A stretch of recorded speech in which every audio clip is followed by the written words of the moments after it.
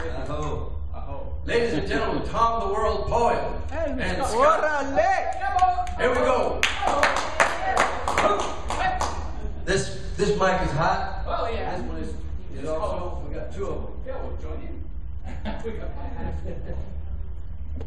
Everybody, have you got a buddy? Excellent, that's a start. Because a lot of people think this is a dematerialized art form, there's no poetry left. And actually, it's not an archaeological exercise, nor an etymological exercise, it's actually a living exercise. So if at any moment you feel anything at all, please act upon it. And because Rudy, who always does that, because he knows quite well, the unactualized life is not worth living.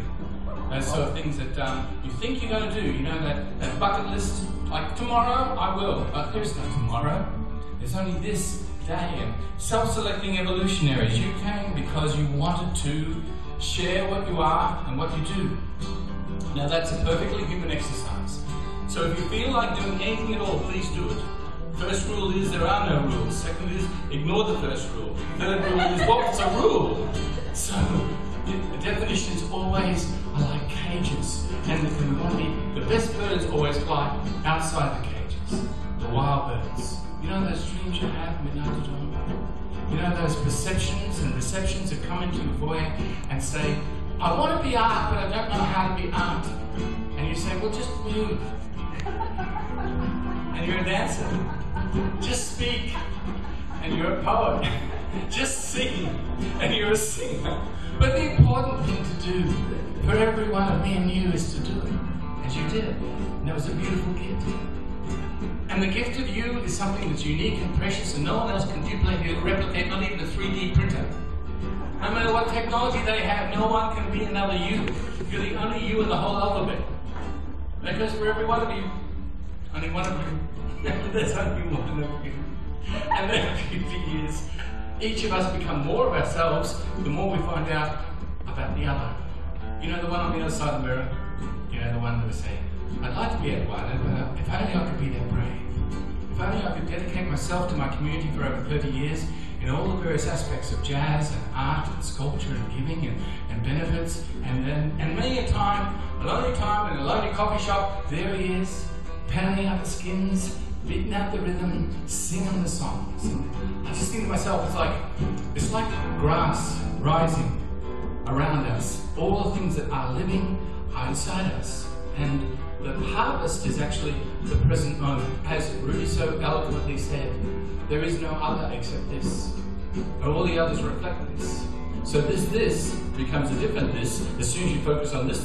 There's another this that replaces it. It's simple, isn't it? I wish I could be that simple. The beautiful part about spontaneity is that in meeting the alchemical wedding of the moment, which just means being here as you are here, present, fully present. That's the best gift you possibly can. We've all seen materialization of a world that becomes like a little box. And you think to myself, well, if I open the box, what's inside the box? You look inside the box and you see yourself there with Kabir, Hafiz and Rumi. You see yourself with Mirabai and Layla. You see yourself with all the mystics of San Antonio. So you put the box there and you put it way back in the back of the coffee shop. Because if you open that box, you might become a dancing dervish. You never know what might happen. You might meet the magic moment in your own particular alchemy. You might become something more than you ever thought you were before. Now, a lot of people believe in the cage of the page on the stage. Every page is new. Every stage is true. Every moment is zero. And this moment belongs to you. It belonged to you as soon as you walked through that door. You became a strata-title hold. You became a leaseholder. You became a property owner in this moment. Now, I know you say it's got wings and it's flown away. But do you remember it? Do you remember this moment? When you try and explain this moment, what are you going to say to all the people who didn't make their way to this room? And you say, well, there was someone playing guitar, and there was someone talking. He was talking strange talk, you know? But I think I understand, because I started laughing for no apparent reason. That's what we're here for. Now, sadness and sorrow visits everyone. And tomorrow there are no guarantees. But one thing you can say about this moment is, it's precious and it's unique.